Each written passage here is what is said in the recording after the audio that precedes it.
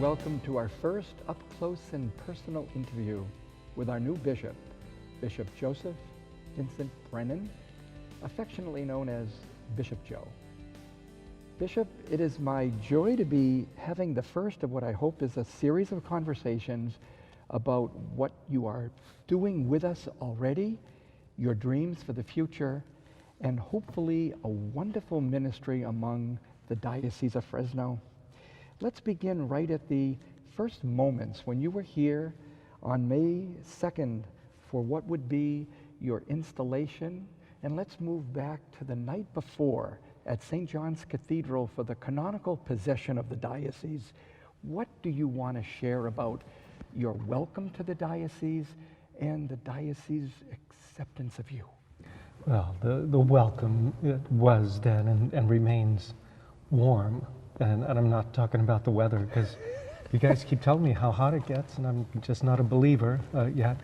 But I remember most especially about that evening prayer, taking possession of the cathedral, official canonical possession, as they call it, of the diocese, and seeing how happy Bishop Ochoa looked. A happy man, and rightfully so. And I hope people saw that I was absolutely happy and joyful too. But I must say I was a little distracted the first day because, just on a practical level, moving all my stuff and putting things up and getting ready to receive family and friends in a beautiful home provided to me by the Diocese of Fresno. So all of that going on, I was rushing to literally clean up and get dressed up for the evening prayer. And I felt distracted and a little off balance. I tried not to show it. No. Because you don't visit those things upon people. But I had to make an effort to be as joyful as I usually am. The following day was no problem being joyful. And I shed a copious amounts of tears, especially when I was holding the decree. And I love I really do. Archbishop Christophe Pierre, the papal nuncio. Before the installation even began, we're in the rectory there at St. Anthony of Padua, and getting dressed and just talking. He said, "Have fun with this. And when you show the decree, have fun with it." And here I am walking around, falling apart, crying. They were mixtures of tears of absolute joy and tears of not sorrow, but knowing that something is going totally into my past. I'm leaving things behind and starting a brand new life. And there's some dying in that, some sacrifice in that. And I was just trying to embrace it with everything I had. Well, the image that you were walking around the sanctuary with it was so memorable to all of us who saw it, but there were other moments that are super unforgettable, such as when you brought up your assistants, people that had been your supports, and bringing Mary to be your new energy here in the diocese. Thank you for doing that, and maybe tell us a little bit about how that's you. You. I was hoping they would all be there and was planning on doing this, and it wouldn't have been able to be pulled off if they hadn't all been there. With the exception of one of them, who's like 92 years old, Jessie, from one of my former parishes. And I mean, she was invited, but she can't really travel. And I would love to, if she had been there, it would have absolutely been a full set of lovely representative, as I said at the time, representative women, not just in my personal life, but representative of the women in the church who are just incredible, professional, brilliant, and absolutely dedicated to this gospel life and the church that is born from it. Yeah. Another is bringing up that couple that was celebrating their anniversary, to connect the anniversary to your ritual and your installation was just inspired. Well, Clem and Maureen come from a parish where I spent 16 years of my life, 4 as an associate and then 12 as pastor, and that's the maximum that down south that you can spend as a pastor. There are term limits. Not a bad idea, but they can be painful when you love being there, and you just have to move on because it's the law. But Clem and Maureen, they are representative too, but a simple, beautiful couple, and I was thrilled that they let me know it was their 50th anniversary. They did not know that they were going to be called up, well, any more than the secretaries did. But what looks spontaneous hardly ever is with me. I believe it or not, I do plan things. They look spontaneous. Which is a gift, because it's so wonderful to see. But one thing you did not plan, and it got foisted on you, yes, would have been my good friend Imam Sayed Ali Ghazvini. I know where you're going. Now, just say how that was, because I got to say that the idea of the interfaith community here in Fresno is so strong and so connected to the diocese. How was it to be invited to have a selfie with our rabbi from Temple Beth Israel, Rabbi Weiner, and the imam from the Islamic Center? How was that for you? Well, it took me by surprise, as it took everyone by surprise, and I thought, okay, we wouldn't do this in our own Catholic setting among ourselves, but I'm not going to shame anybody in front of all these people. And it was that was absolutely spontaneous from their heart, and I just went with it. However, thinking, behind me, there's my former boss, Archbishop Jose Gomez, who's still not exactly my boss, but he's the Metropolitan for our whole region. And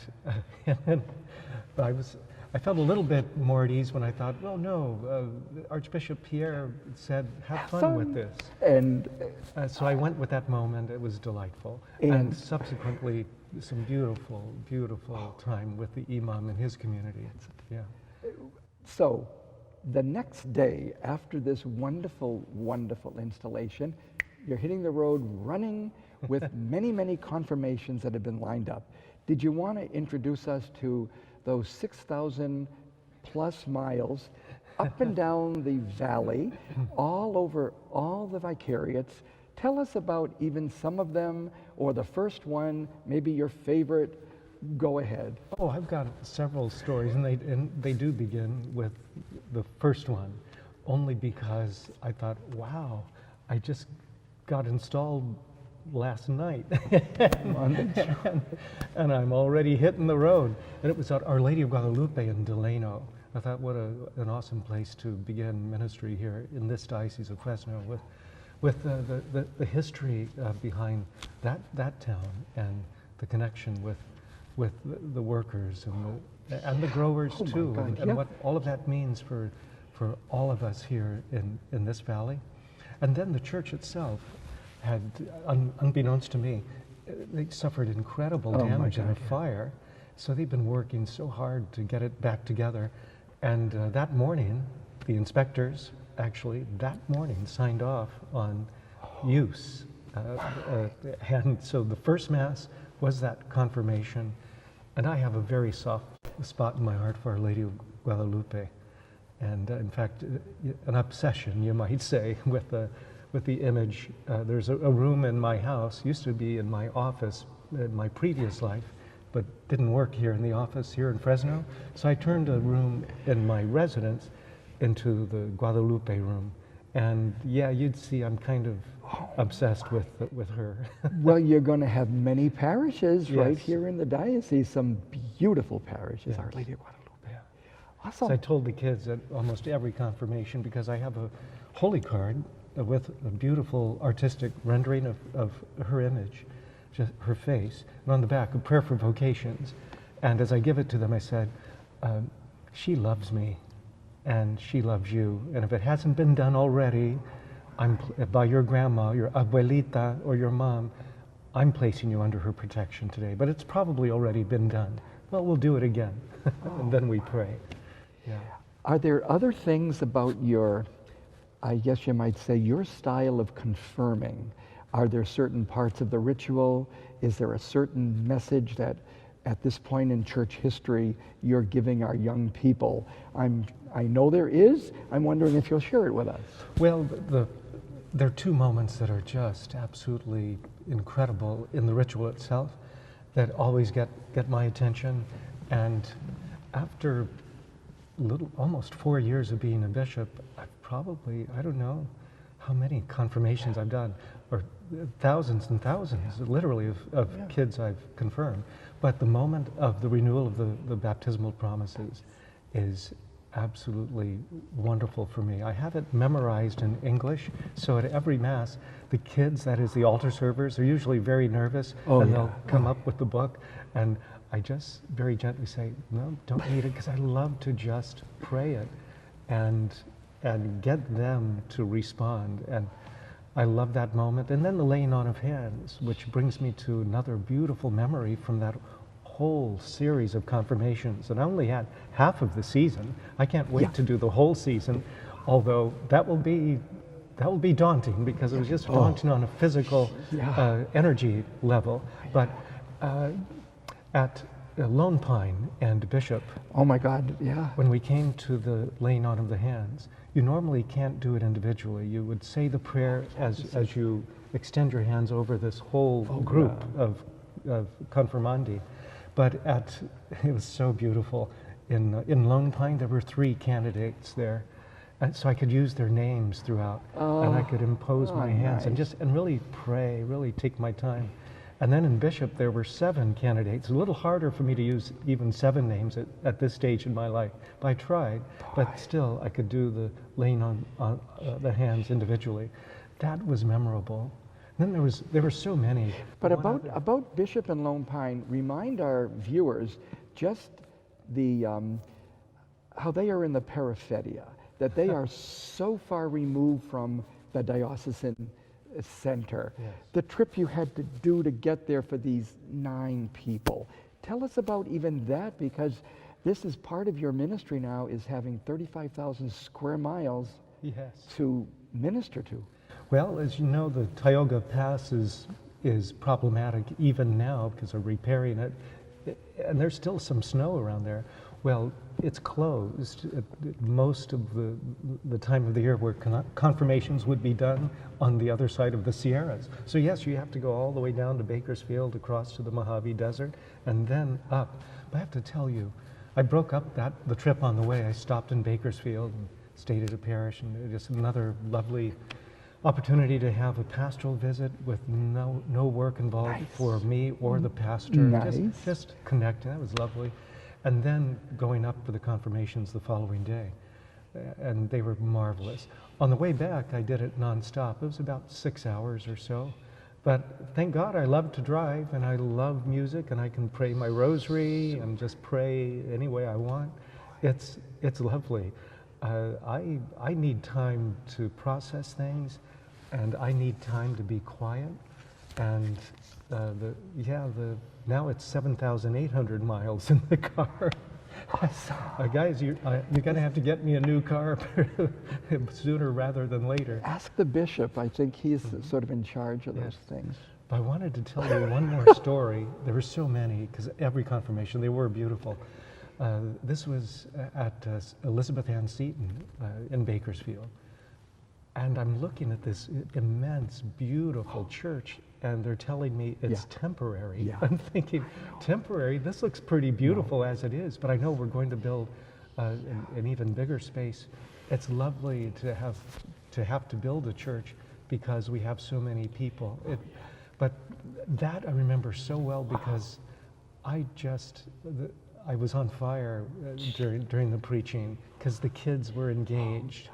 And then afterwards, there were so many of them that we made one of those stern announcements that there will be no individual pictures. Essentially, the bishop does not have time. And they ran that by me ahead of time, and I said, well, okay, if that's what you want to do. And when that was announced, there was this great, beautiful young woman in the front, just confirmed and just crestfallen. And then I said, well, nope, I got up to the microphone and I overruled the confirmation director and I overruled the pastor, and we had individual pictures and they were delightful. Yeah. That is a magnificent parish. I can only say that because the pastor had been our pastor at the Newman Center for many years, Father Perry Kavuchin, and it makes sense that that beautiful temporary church is going to be replaced by something even larger because of the community so growing. It's just exciting to see what's going on in our diocese. It's amazing. It's amazing. Yeah, we're building in other areas and we're growing in so many ways. I have you down as having done 32 confirmations. About that. I lost track. It gets, but there's one thing I heard you do is something about the Shema. It somehow fits into the liturgy somehow? I began every homily this confirmation season with the Shema Israel. And I had learned it we had that Sunday several months ago where we had the Shema from the book of Deuteronomy. So I did a little bit of research on it, and then I went on YouTube and I thought, there's music to this. Oh my God. And I saw some rabbis and some just simple, beautiful music being sung, chanted, and I thought, I can learn that. So I did, so I would just chant the first part of the Shema Israel, and then quote it at length in English afterwards, and just remind the kids at confirmation that this is how faithful Jewish people have been praying for thousands of years. Jesus said the Shema Israel. His mother did. Her husband, Joseph, said the Shema Israel. And I told the kids, this morning, on the day of your confirmation, millions of Jews, if they're observant, around the world, when they woke up this morning, they began their day with the Shema Israel. What a wonderful way to begin by saying, God, I'm not holding anything back. You shall love the Lord your God with all your heart, with all your soul, with all your strength. You don't hold anything back. But then I put it to the kids, when you woke up this morning, ladies and gentlemen, on the day of your confirmation, did you say a prayer? Did you say a morning prayer? I don't do it to shame them, but just to challenge them, because some of them would have said yes to that. I didn't ask them to raise their hand or to respond. I just said, in the silence of your heart, respond to that. And then I said, if you said yes, that's wonderful, keep it up. If you said no, that's not so wonderful, but it's never too late to start something beautiful in your life. So, yeah, I use the Shema Israel, and it is so powerful and so beautiful and so simple. Anything else about the 32 parishes that you visited, about, let's say, the whole breadth of the diocese that you were introduced to by being on the road for 7,800 miles? Well, exactly. Through that whole experience, I saw a swath of the diocese. Now, there's still certain regions I really haven't even been up to yet, but on this side of the Sierras and further up north, up towards Stockton. But I will get there, certainly next year. So I'm looking forward to just seeing, kind of capturing a sense of the whole. But I love the parts I've seen so far. I absolutely love the parts that I have seen, because everywhere I go, everywhere, even in communities where people are struggling for whatever reason, and priests who are working mightily and serving beautifully, it's just, everywhere I go, I see ministry and life and goodness everywhere. So, advocacy is one topic that we agreed might be a good thing to talk about. You've written already certain letters to our parishes. We've read them at our parish. We've put them on the front page of a bulletin regarding certain legislation in Sacramento, especially SB 24 and SB 360. Is there something you'd like to say about the but the possibility that the diocese has of advocacy in favor of just causes, right to life, justice for immigrants, on and on? You've already written letters. Where are you going with that, Bishop, about advocacy? Well, if I'm a shepherd, and I am, then I have to lead our flock to to good pastures. And since we are a fairly large flock, we're immense when you think about it, and the numbers of parishes where we can reach out to the community at large that may not be Catholic or Christian or anything for that matter, but because we belong to a society, then we need to impact that society instead of the other way around. Because the other way around does happen, and it happens a lot, and not just with our young folks, it happens with us folks too. So we have an immense potential for making an impact in this society, and then just involving our people in what we must do, because the gospel has to be fleshed out in the way that we live and what we do and commit to as a society. So yes, immigration issues are paramount. Life issues are paramount. They just are.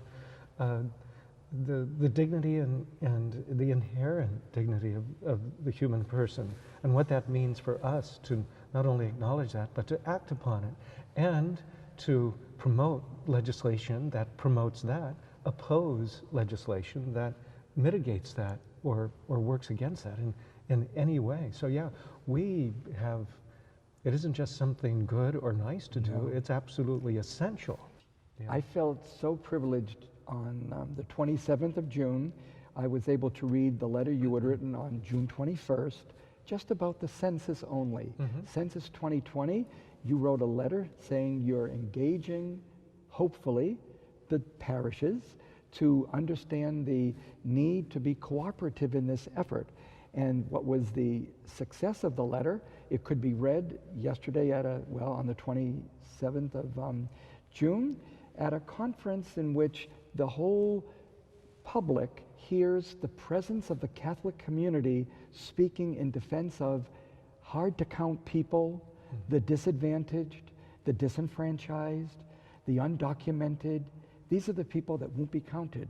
But thanks to God, the Supreme Court did decree that that question of citizenship has been at least now removed. Yes. But it was so good to have people hear the voice of the bishop speaking in favor of an effort to engage our communities. So thank you for this immediate commitment to engaging us in social action. Well, that's wonderful, but most of those people, not most, but many of those people are in our sphere of influence and belonging. So it's not exactly self-serving, but or ulterior motives, but we need to reach the people where they're at, and a lot of them are at our place.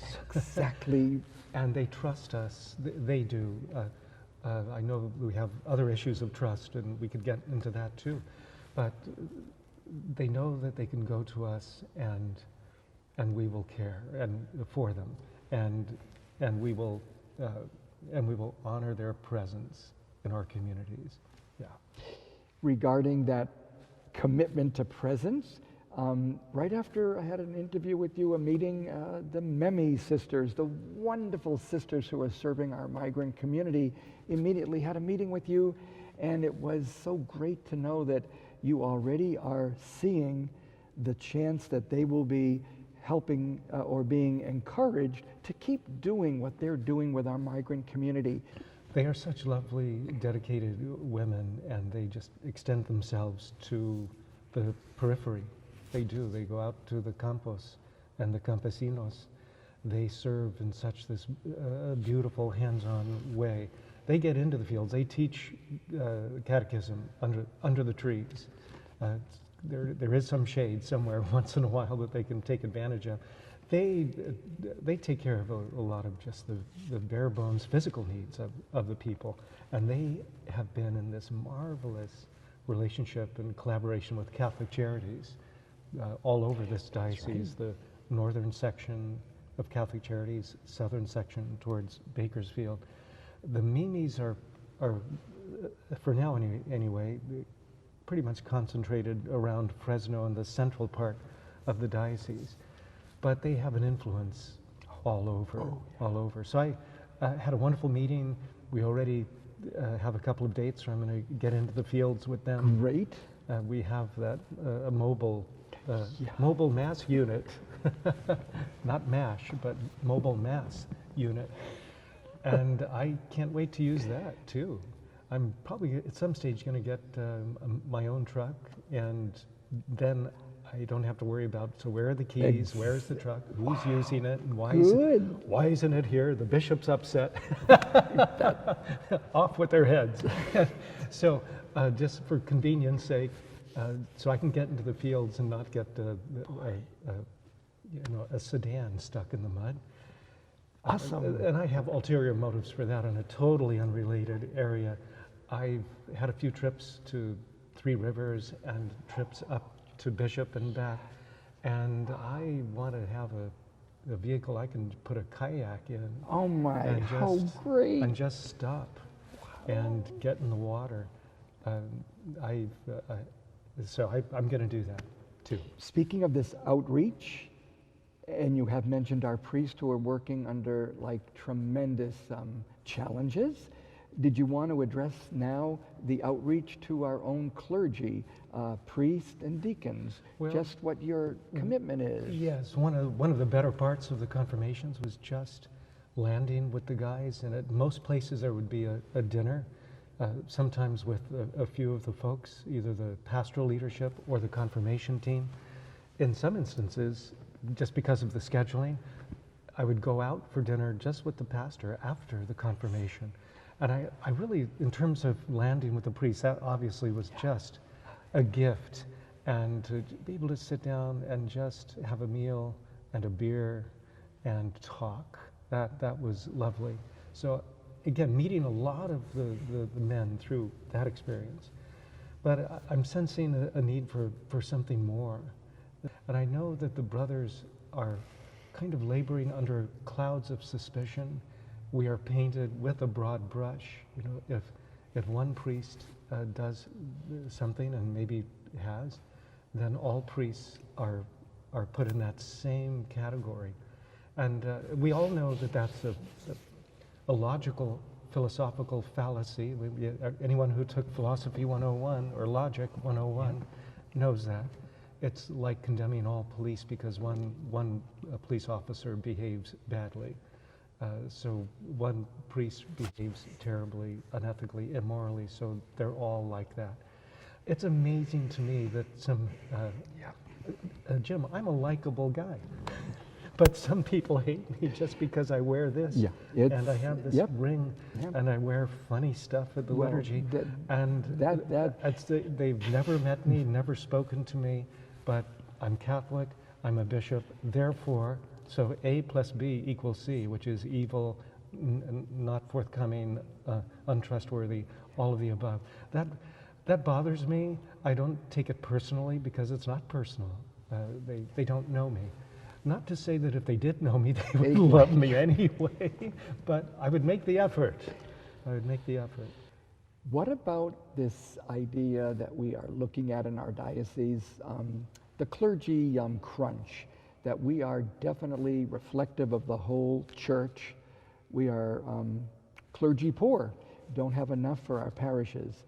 At our Newman Center with Deacon Supino, we have the Parish Life Coordinator model. Yes. Did you want to tell us something about your own experience of that model in LA, and also how it is that you see it possibly becoming important that we reactivate any training that was going on in terms of preparing people, and what kind of people are we talking about? Right.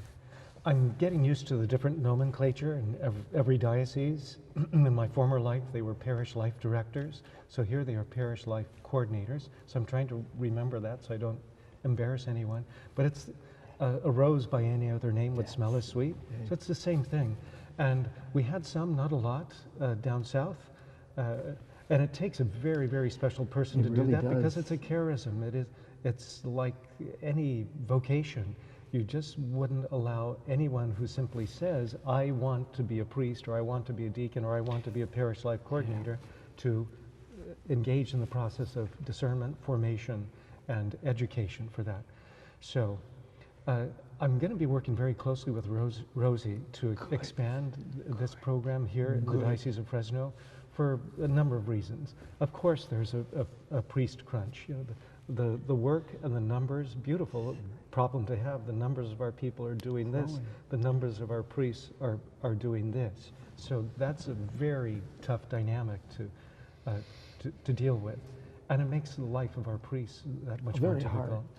Yeah. The other part of the equation for the parish life coordinators is there would be a sacramental priest. Now it takes someone special to do that as well. And maybe for a priest who's never been a sacramental priest, who's maybe been in charge of a parish, is accustomed to coordinating all of the pastoral ministry and being the shepherd, the guide of a community, to, in a sense, step back from some of those roles and be the liturgical, sacramental priest. You never want a priest to just be doing sacraments, to be kind of turn a community into a mass factory either. You want them to have always that human connection and human touch. But it seems to be working really beautifully at the Newman Center. It really is. I've been there since the day that happened. It had a reason for needing to happen, and there was a person well prepared for it. He's been there more than 10 years. So it's a proven success at our parish. And I'm glad that you and Rose Hernandez are going to be, and others, I suppose, looking at how do we have more people prepared to ever be replacing people like Deacon John Sapino. Yes. And sensitivity to every facet involved in this and every person involved in this, including future priests. I don't ever want them to feel, you know, oh, so priests are not as important. No, I think in some ways they are more important. In fact, that they are set free to do what priests are really meant to do. And that's to break the bread for our people and with our people, and to visit the sick and to spend time with them and not be overwhelmed and overburdened with the administration of a parish. I don't want a parish life coordinator to just do administration either. It's both and. It's pastoral ministry. It absolutely is. I really miss being in a parish. I really miss guiding a parish as a pastor. And I don't know if I'll ever get back to that. I hope God gives me breath for the next 10 years, and then I can retire, hopefully, and then do what Bishop Armando seems to be doing, I think is doing already. And that's just serving. He's a priest again. That's why he's happy. That's why he's happy. He's as busy as ever. It's not about not working when you retire as a priest. It's about changing the nature of your work and your responsibilities. So the burden of administration is lifted, and not the burden, but the lovely work of ministry just increases again. You become a priest again. Speaking of being a priest again, I must admit, though you don't have a parish, you do have the Pastoral Center. And I have to admit, it has been wonderful to have you for our First Friday Mass, for the Mass that they had for the Bishop's Appreciation Luncheon for the catechetical leaders. Then you were up at Three Rivers with Benito, with his young Hispanic adults, and you have been definitely present to our Pastoral Center. Do you want to speak to, for our viewers, about what it's like here at the Chancery, here at the Pastoral Center? Yes, I love it here. I absolutely do. It's like, without exception, not just the warm welcome, but the sense, and now with a little bit of a track record, the experience of seeing people who are good, competent, dedicated, just lovely, faith-filled Catholic Christians. And then in my immediate sphere, the Vicar General, Monsignor Ray Dreiling, it was tough these last 2 weeks because he was on a well-deserved vacation. And I wasn't alone, but I kind of felt alone because, let's face it, there are certain things that I really can only share in a priestly way with another priest, and especially with dealing with our brothers. There are some things that I just want to run by him, and I trust in his institutional knowledge and his pastoral experience, It's incredible. So I really miss that. Yeah, he'll still get vacations. But Poor guy. We'll coordinate them better. Yeah. And then I'm really loving my chancellor, who I think is also a brilliant, Teresa brilliant is woman, phenomenal. and a wealth of experience and knowledge. Mary Cardona, my executive assistant, it's like I'm going to have to start calling them my bacon savers, because they save my bacon. They do every single day. Yeah. They're pulling me. They're either pulling me out of something that I stepped into, or they're preventing me from stepping into it in the first place. It's lovely. Cheryl, our victims assistant coordinator, and then Esther, the lovely presence. Yeah. That is so important. The face of the diocese is Esther when they come through that chancery office door, and to have her and her beautiful, joyful, welcoming attitude. That's golden. It's an A-team. It really is. I'm totally blessed. Really is a wonderful. Yeah. And I'm so glad you could mention by name so that we can illustrate with pictures, so people will appreciate that these aren't just random names off of a list. They have been here doing what they're doing many, many years. And you inherited a well-prepared staff and inner chamber of support for you. So we are just really glad as a pastoral center to see your presence among us. It's very exciting having you at Mass. Twice in a month we've had you celebrate, we've had you preach. It's a privilege, Bishop. Well, thank you. You've seen it. I love liturgy. I'm not a liturgist. No, not at all. Good. But yeah, really. You know the old joke. Terrorists. You can negotiate with a terrorist. Okay, and I apologize profusely and profoundly to every liturgist that I've just offended right now. But I love liturgy. I do. I love to celebrate. I love to preach. And I love to get lost in the liturgy. I do. One last thing, we've got about enough time to say something. His name has not come up yet, but it would be so nice to know your feelings for and commitment to the direction of Pope Francis, to help us appreciate how I see in you very much a direction that seems very Franciscan. It seems like you've gotten the message. And I will say, honestly, I don't know that everybody in the world has, but I do think, can you almost close with final thoughts, but also around Pope Francis and the direction he's giving us at this very difficult time, and where you are as one that he has named to be our bishop. Yes. Well, it's connected to Pope Francis and a few others as well, one in particular. I'll mention them both. Well, Pope Francis, of course. I consider myself on a superficial level, certainly a Franciscan Pope Francis bishop, because I was named a bishop on his watch, and it doesn't happen in a vacuum. Now, I don't think he really knows me personally. Knows of you, though. but someone who does know me recommended me to him. Obviously, I'm doing the reverse engineering, because you really don't know how this bishop thing happens. And some of it is under the papal seal. And it sounds so, cloak and dagger, secret stuff. And it's really not that. It's for lots of reasons. So, but I am a Franciscan on that level as well, on deeper levels. I'm a Gomez bishop too, Archbishop Gomez, because I was his vicar general for 3 years, and you've heard me say this before, I'll say it again, I hated the job, but I love my boss. Because it's a nasty job. Just ask Monsignor Dryling. It's not easy. It's really tough. I can tell you, I would lose sleep regularly when I was Vicar General back in Los Angeles. 2 or 3 times a week I would not sleep because of either what happened that day or what I did or had to do that day or what I felt was going to happen the next day. And I know that's not very mature spiritually, but I'm human.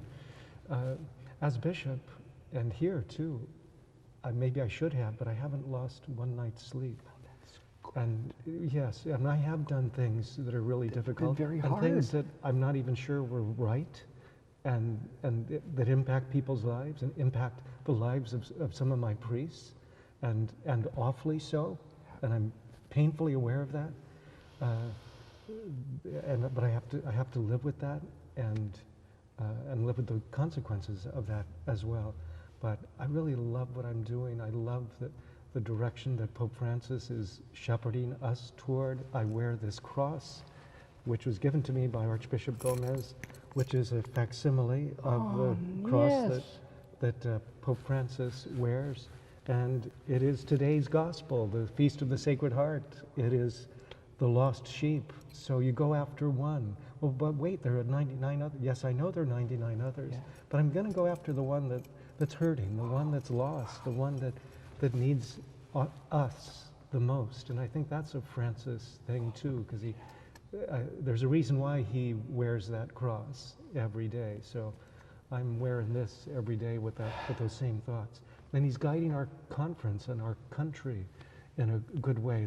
Our meetings in June that were heavily influenced by him, our meetings last November that were heavily influenced by him. Oh.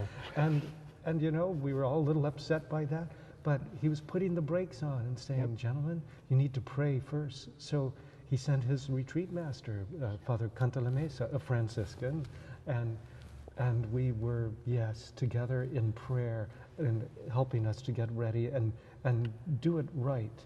So in June, we did move toward, for example, a third-party reporting system, which is going to bear much fruit and create a lot of accountability for bishops, which wasn't there before, because the charter left bishops out, and that was not a good thing. So this is a good, really wonderful development. Moving toward literally a process for moving forward in the event that a complaint comes in about a bishop that is credible, and ways to deal with that, mostly involving the Metropolitan. So brings me back full circle to Archbishop Gomez. I'm an Archbishop Gomez bishop too, because I love him, his simplicity, his deep spirituality, his wisdom, his gentleness.